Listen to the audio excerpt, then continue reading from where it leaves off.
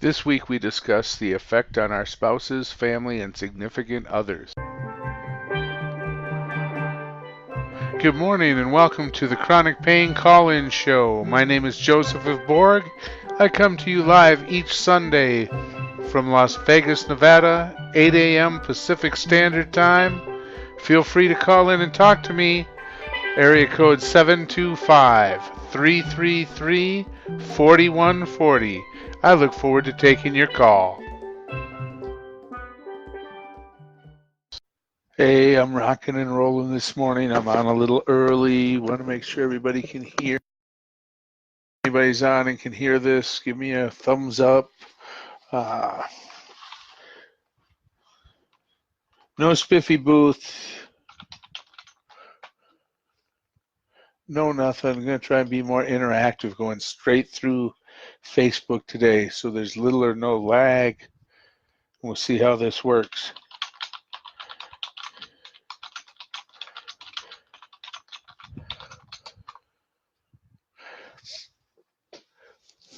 So I got a topic for today. I just figure I'll give everybody a few minutes to get on. It's about 3 minutes before 8. I figured I could always edit this down later. I'll probably bring the booth background back. But for that, I've got to run it through a streaming software and then onto Facebook. So what do you think? Is it worth getting rid of the booth to have it a quicker response? I don't think I can possibly stream without the lag. This is actually really nice. I can literally see myself. It's pretty much instant, at least on my end. So we'll see if anybody jumps in. Otherwise, I'll start with my topic about 8 o'clock. It sounds like some kind of a ping. I don't know if somebody just joined.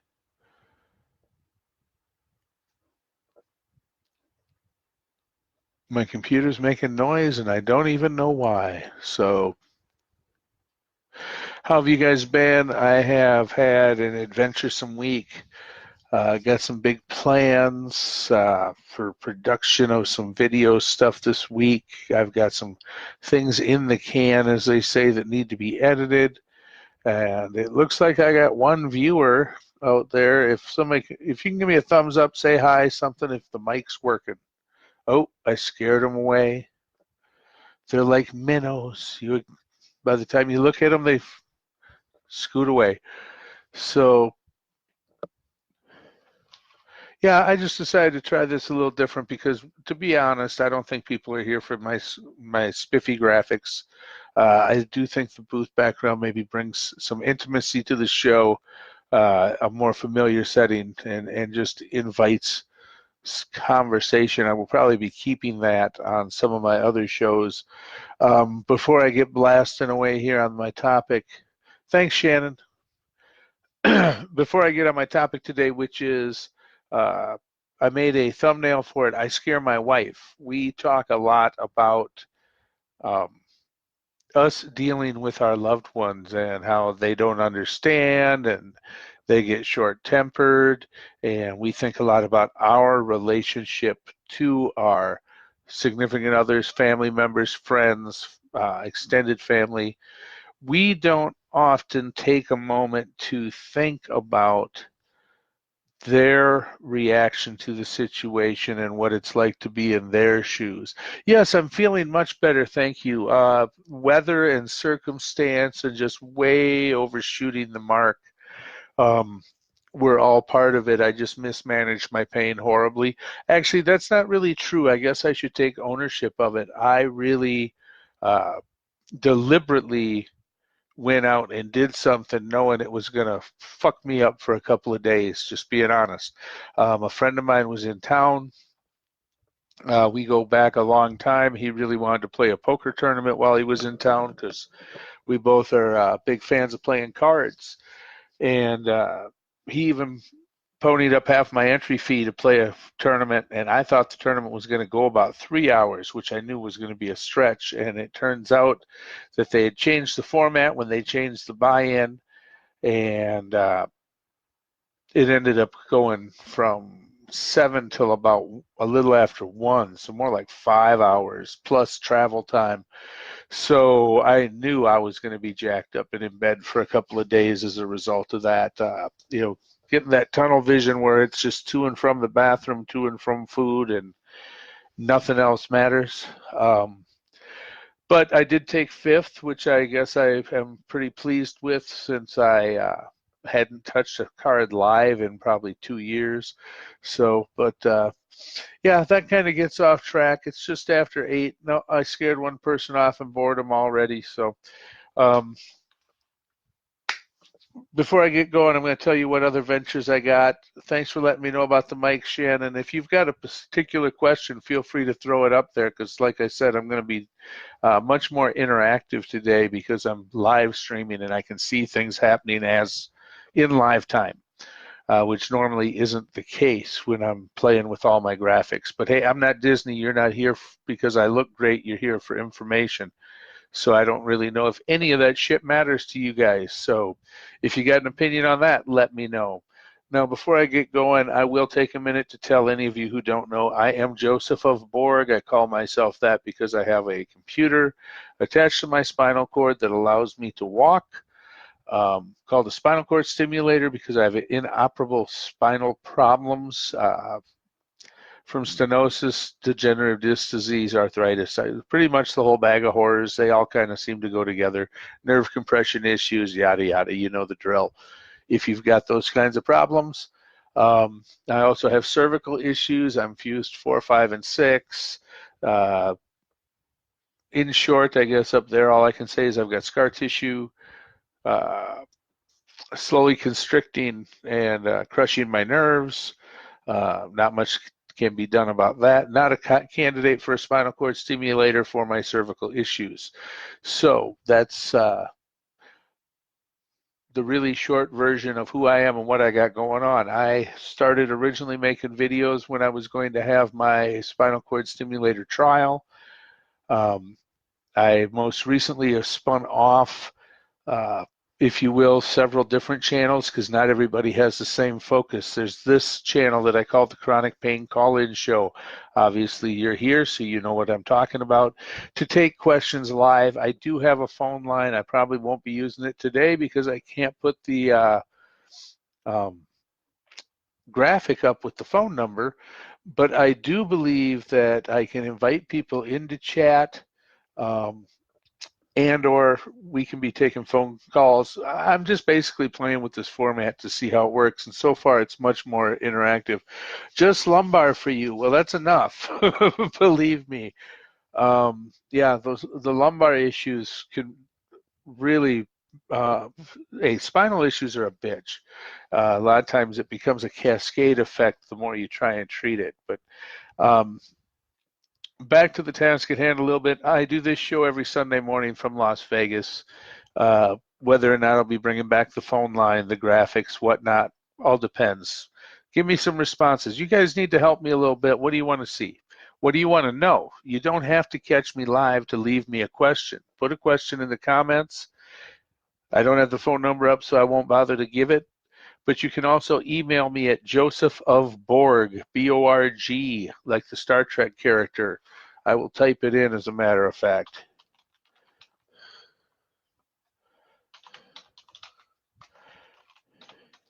Since I can.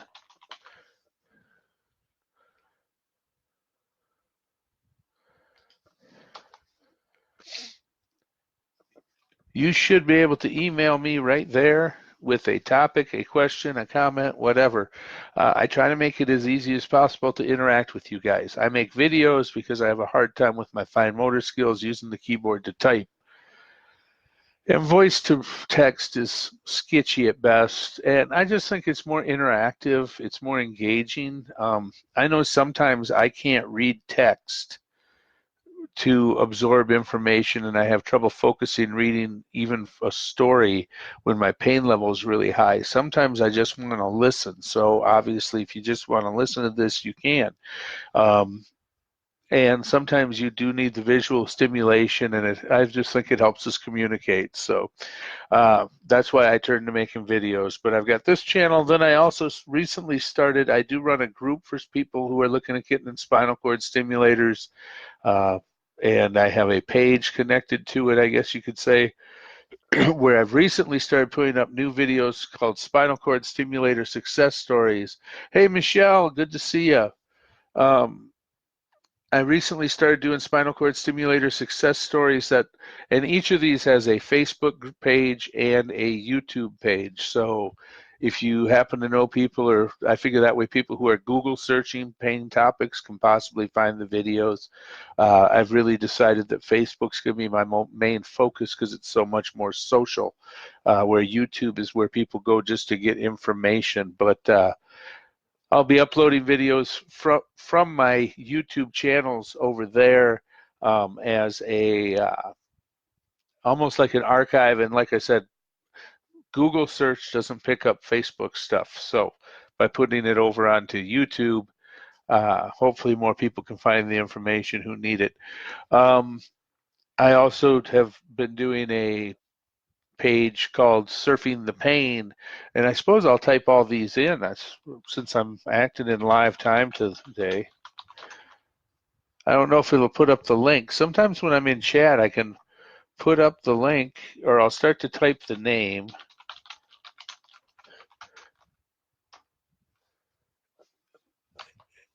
No, that's not working. And it'll put up the link. Now, see, it tried to put up the Chronic Pain Call-In show, but it doesn't want to put in Surfing the Pain.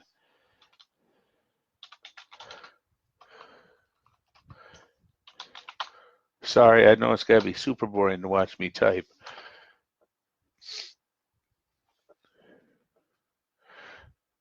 Okay, so we've got also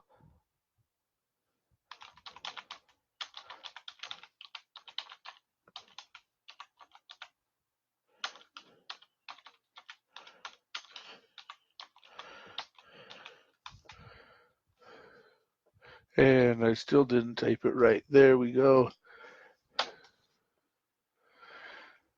So there's obviously the call-in show. Surfing the Pain was more of a vlog. I've done a lot of informational videos about spinal cord stimulators over there as well. I hope to organize that information and bring it forward, bring it into one organized place, because people who are looking at spinal cord stimulator information, that's a very focused group of people looking for very specific topics and information. And of course, I've got a page called Joseph of Borg if you just want to reach out to me about anything.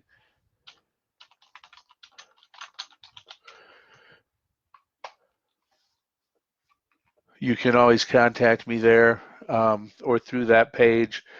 I'm sure I'll find a way to put links up for those in time.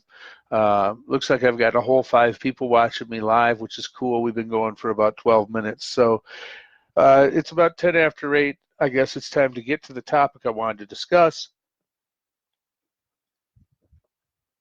Since I've rambled far long enough. I don't think as chronic pain patients we often take into account how our illness affects and impacts our loved ones and our families and our friends, because it's very easy to get tunnel vision on they don't understand and they don't give me what I need, and I feel this way and I want them to do X, but I don't think we spend much time putting their shoes on.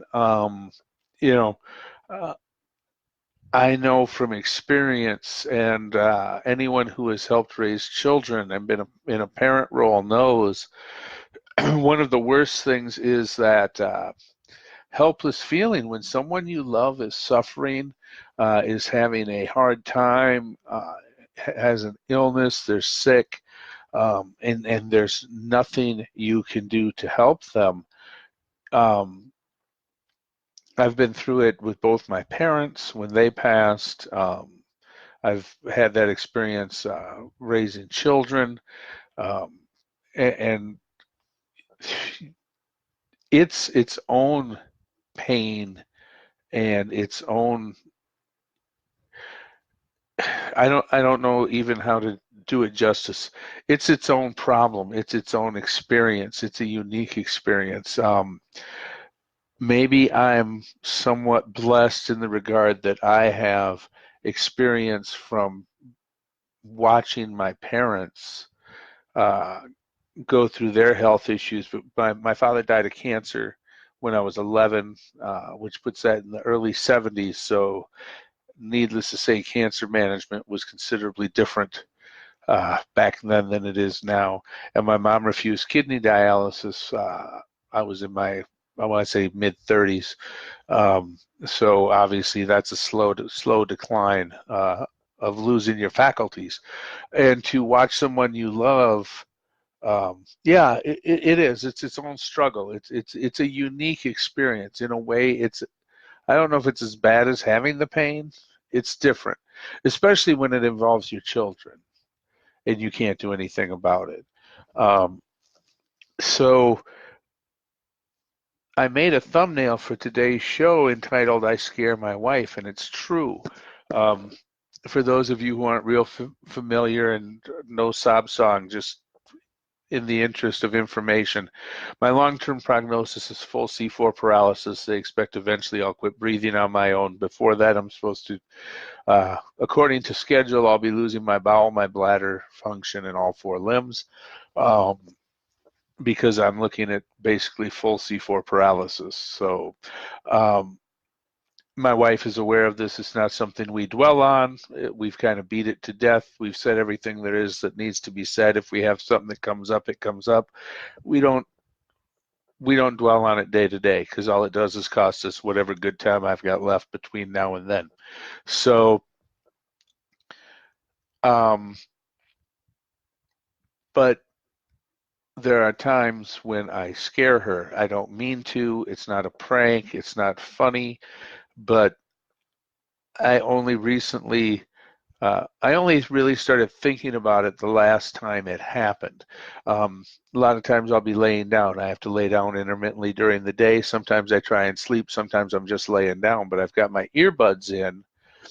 And if my wife will either call to me from the other room, she'll usually assume I have my earbuds in, but sometimes she won't, or she'll come in and I'll be laying in a strange angle and she won't be able to see me breathing, especially if I don't have my CPAP on. Okay, because usually I don't try and sleep without my CPAP, but sometimes we doze off. Anyway, long story shorter, and what I'm trying to, I guess, dance around is it scares the shit out of her because she came in and she touched my ankle, and with my nerve issues, sometimes I can feel my legs when I'm laying down, and sometimes I can't. It's just the way it is. So I couldn't feel her touching me, and I didn't respond when she touched me, and she thought I had gone, to put it politely, and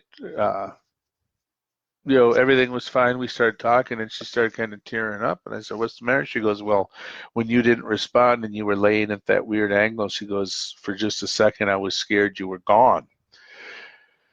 So I think we often don't realize, hey, good morning from Iowa. What part of Iowa? I am curious since I am originally from Minnesota, Shakopee area most recently before I left Minnesota.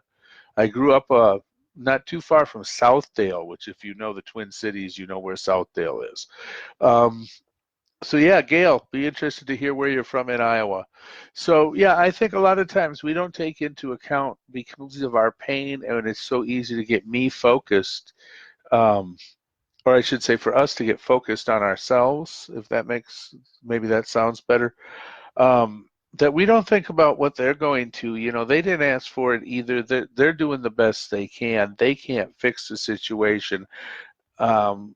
I always tell people that chronic pain is a lot like birth of a child, death of a parent, getting married, getting divorced. It's a life experience that until it happens to you, you really cannot appreciate it. You don't really understand. Near Waterloo. So if I'm not mistaken, that would be right around a little bit north of the middle and a little bit east, up in the eastern part, I do believe. So glad to have you with from Iowa. So, but yeah, we don't really think about the effect it has on them. They didn't ask for this, and there's times that they may be bitter about the situation, but they're not bitter about you. I mean, you don't like it. They don't like it. You know, and yes, sometimes I've had to, my wife, for example, since I've had to pretty much quit driving, and she likes to have a cocktail now and then. She's not a hard drinker, but and quite frankly, so do I. But I've never been much of a drinker, and with my pain management regimen, I don't do a lot of drinking. Um, but sometimes she'll grouse and it'll get on my nerves about she wishes she could have a cocktail or a glass of wine with dinner because she doesn't drive if she's been drinking at all, which I completely respect and I actually pretty much support, having lost a couple friends down that path. Um, and I'll look at her and tell hey, I get it. I get it because I get tired of hearing about it. Just look, I get it. I'm sorry that my disability is an inconvenience to you. I get it because I would like to have a drink whenever I feel like it as well. Um, but I can't. But we don't really appreciate the changes. They usually there's a financial hit to the household, and most relationship problems, if you look at like divorce statistic, finances are a huge pressure and stress in relationships. Um, so you've got the obviously new financial pressures on everybody. I know as a man, we're told to be the breadwinner, and when you can't go out and make the money anymore, that is a period of adjustment. That often can affect how you interact with your spouse. Um, they feel powerless because they can't help you. They can't completely understand, and a lot of times these topics and the whole issue is so personal and so emotional that it's difficult to really sit down and communicate about it without it turning into either a sob fest or a screaming match, because there's just so much emotion tied to this type of illness. I do have some points and some tips to try and get by it, because obviously beating heads you know, doesn't help the situation any. Um, Taking little chapters from my own life is usually what I do, and that's really the focus over on my channel, Surfing the Pain. I've been a little camera shy about getting back on camera, to be honest. It's been a struggle, and I'll try and remember to touch on that in a minute. But I try to really maintain a attitude of gratitude, which actually comes from my faith, and I know that can often be a tagline, and I'm not saying you're going to fix your chronic pain or make it go away because you change your attitude or your pain's all in your head. I'm not going there at all, okay? But when my wife has to help me shave, for example, some days, um, I can be pissed off that she's got to help me and I can't do it, or I can focus on being grateful for her helping me. Because if I'm pissy about it from the get-go, it doesn't make it any fun for her to try and help me, which makes the whole situation just a shittier experience. I will draw a parallel. I had a person contact me on the web, and they told me it's fine if I share the story, that they had gotten to the point where their spouse had to help them shower, and it was awkward. And these people have been married for quite some time, and why it was awkward, um, because they'd seen each other naked many times and whatnot. So we were talking about the situation and how to adapt to it, and how to look at it from a different perspective. And he says, well, it's awkward because we haven't been physically intimate much in some time, which between chronic pain and other issues and stresses really probably isn't that surprising. So half jokingly, we talked about, maybe you can kill two birds with one stone, light a couple candles and put on some Barry White. And we got a good laugh out of it. And about 2 weeks later, I got an email that says, so I tried it. and we killed two birds with one stone, laughing out loud. And, they took what was an awkward moment of her caring for him, as the case may be, and they were able to shift the focus from it being a sterile job into making it, let's just say, a recreational activity for the two of them. And it changed the whole uh, changed the whole mood, apparently. So another thing is my wife has to help me cook. Often she'll set up everything I need. She'll do all the chopping and dicing. So she's basically my sous chef. And then I will come in, do my saute work, season the dish, whatever. And then if it needs to be simmered or whatever, she finishes it, plates it, and basically serves it up.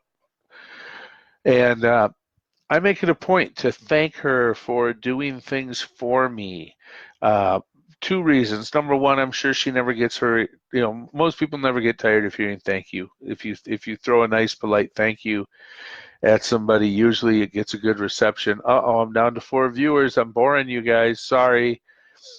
But yeah, the attitude of gratitude. Thanks for bringing me coffee. Thanks for helping me with this. Thanks for helping me with that. And there's certain tasks that I can do. I can get my fingers through the pull straps to pull the garbage out of the garbage can in the house, so I take the garbage out. Woo! I'm not allowed to wash dishes because I can't hang on to anything slippery, but I do put dishes away if they're in the drying rack, if I'm having a good enough hands day to try and do it. And she will mention, hey, thanks for putting those dishes away.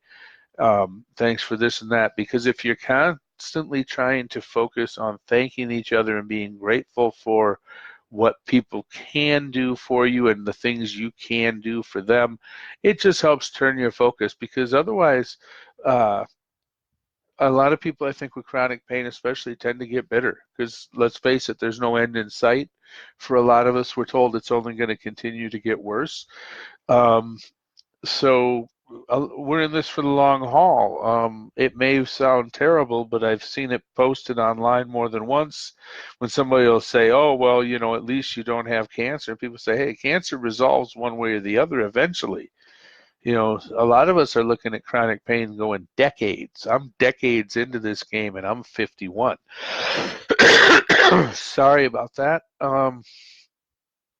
So I am pretty much running out of steam for what to talk about here. Like I said, if you've got tips, tricks, examples, my wife drives me around since I seldom drive. I go to the pool twice a week.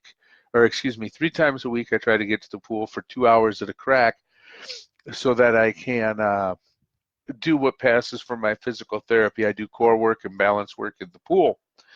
And on the way there or on the way back, I always try to make sure make a point of saying, hey, thanks for giving me a ride. Now, she doesn't work outside the home by choice so that she can be home to help me. And because, quite frankly, the doctors have straight up told us to make the best out of the good time I've got left. We don't have the money to travel the world, so we really still enjoy each other's company. I often joke that my wife is the greatest blessing God ever gave me, and that I must have done something really good in a previous life to deserve her. But yeah, we have a ball just hanging out, and she chooses to spend her time with me. Plus, if she's away from me for too much time, she worries about me, and that would seem neurotic if it wasn't for she's seen me just pass out. Like Commander Data on Star Trek when they turn him off, I'll be in the middle of things and just go offline. So, which generally has to do with the status of my spinal fluid, which is a whole nother show. So it's not like she's got some irrational, crazy, paranoid fear. She just doesn't want anything bad to happen while she's gone, and I do need her help to do certain things, and that's what she has chosen to make her focus, which in a lot of ways is very flattering. But we don't have the disposable income that we would like, obviously, but then again, who does? But we like to hang out. We spend a lot of time talking. before I get off the topic, here's a tip that we've found that I really think helps, is that rather than talking about my pain every day, because why bring it, we don't really want to bring it up. Nothing necessarily has changed. It's not like I'm suddenly better, and she knows all this. Um, when she gets up, she'll ask me how my pain is if she can't tell for herself, because sometimes she can tell by looking at me, or how I'm doing, and I give her two numbers from 1 to 10. The first is my pain level. The second's my emotional state, because they're not necessarily the same. So 1 being my pain level is really low, which I can't remember the last time it was a 1. Uh, Dilaudid was probably involved. To a 10, which, if I'm at a 10, it's time to be going to the ER. So, because 10 is when you start passing out and actually losing consciousness from the pain, which is not something I suggest for those of you who want to push your stuff. There comes a point where you can literally pass out. And then my emotional state, because some days my pain may be high, but my emotions might be good. Or my pain may be low, but my emotions are really beat up. So I hope you found some benefit to that. I may go back and edit this and see if I find more points. If you've got suggestions, topics, comments, help me out. Help me help you guys. Be interactive with me. Throw me a like to help other people find the information. Make a comment. Just say hello. It makes it easier than just talking to a camera. I'm really pleased to see I've got, looks like 7. Just went to 7. We've had some live people on, so I'm not boring you guys all to death. Before I go, I do want to confront this issue. Lost one. It's actually a little bit distracting. I got a thumbs up. Hey, that's cool. That's the first one I've seen go up live. Oh, look, I'm getting a bunch of interactions. That's too cool. I didn't even know that could happen. So before I go, I'm going to talk a little bit about what's been holding me back in hopes that it's going to help free me up from it. Making a lot of videos about spinal cord stimulators, and obviously I talk a lot about spinal cord stimulators with people.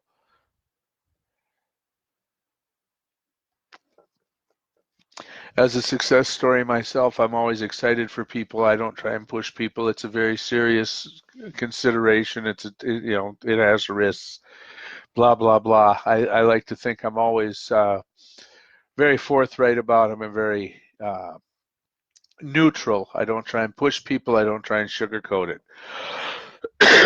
And not too long ago, a woman who has given me permission to use her story, I'm not going to use any names because I don't even want to come that close to the topic or invade anyone's privacy, but a lot of people go in, they have trials, some people have success, some people don't. We try and, through the groups and pages that I manage, try and help shepherd people through the process because it's unlike any other surgery.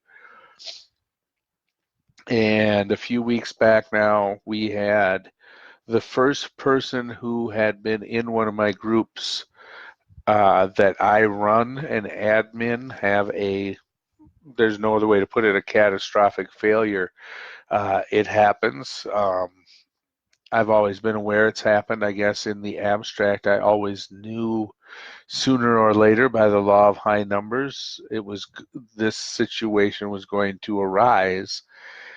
And I've kind of been dreading it, and it's tied into ego and a few other things, but I felt a certain amount of responsibility and that I had possibly played a role. I know this person's an adult. They made their own decision.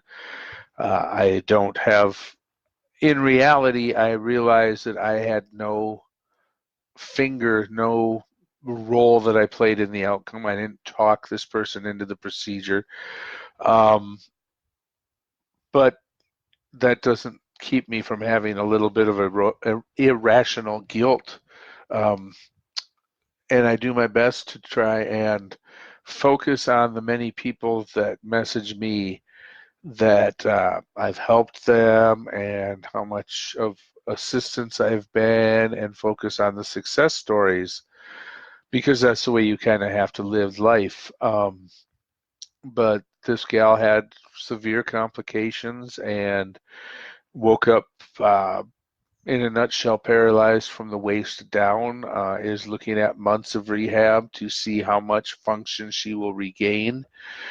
Um, and it really kind of kicked my feet out from under me because we're not playing here. This is serious business and serious issues. And as much as I uh, try and treat it with a kernel of humor, since that's my defense mechanism, um, and my way of coping, I just wanted to take a minute and convey to you guys that I do realize the seriousness of the topics we discuss and the procedures that most of us are facing if you're looking at a page like this. Um, I can only imagine having decades of pain and having a spouse that's not on board. I don't know what to tell you. I've wondered if maybe I should make a video just for spouses to try to talk to spouses. If you think that's a good idea, let me know. I would be happy to try and give it a shot. Um, but yeah, I try to focus on it. I know it's my ego telling me that I played any role in it. That I'm a pissant compared to the great scope of things and all that had to go on for this woman to have this catastrophic result. And I'm cheering for her, and we've got other people in the community that are cheering for her. And she knows it, and it happens. But yeah, that's about all I've really got. It looks like I've been on for about 30 some minutes, and I'm going to have to wrap it up here. But if you've got, again, before I go, I'm going to invite you to comment, ask questions, help me come up with topics. I don't know what you guys want to talk about. I've had radio frequency ablations, injections, spinal cord stimulator. I've got some great uh, people for resources if you're looking at pain pumps. Um, you know, what do you guys want to talk about? I plan to keep coming to you guys Sunday mornings. Do comment on whether or not you think the booth is worth it. I don't know if there's a way to do green screen through Facebook Live, but I guess I've got my homework cut out for me to see. I may do just the green screen and see without all the fancy little graphics, since I believe I can put like my phone number. I'm going to try.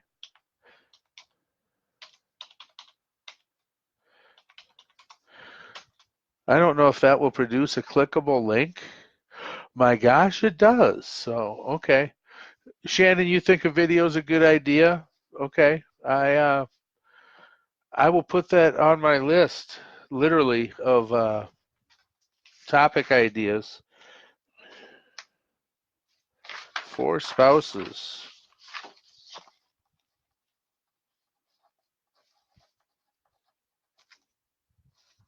I write like a kindergartner these days. All right. Well, like I said, I don't have too much else going on this morning. If you want to call that number, oh, yeah, Shannon, support from family is enormous. And if I can come up with some ways and topics to help with that for you and people like you, I think that could be a game changer for some people. So I really thank you for for that idea.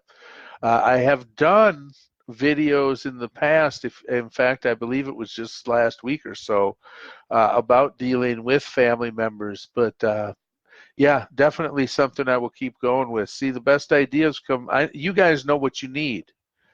The good book tells us we have not because we ask not, right? If there's a topic or something you want to know about related to chronic pain, I'll do my best to get you information on it. The problem is so much information about chronic pain is scattered all over the web. So, but yeah, I'm hitting the end of my sit time, so I'm going to log out of here. I want to thank you guys for watching. I try and make good content for you. I value your time, and I appreciate you blessing me with your attention. I hope you got something out of this show. If you did, please share the words, spread it around. I think I just screwed that all up. Before I start to babble too much more, I'm going to head out. Joseph of Borg, one love to all you guys. God bless. I'm out of here.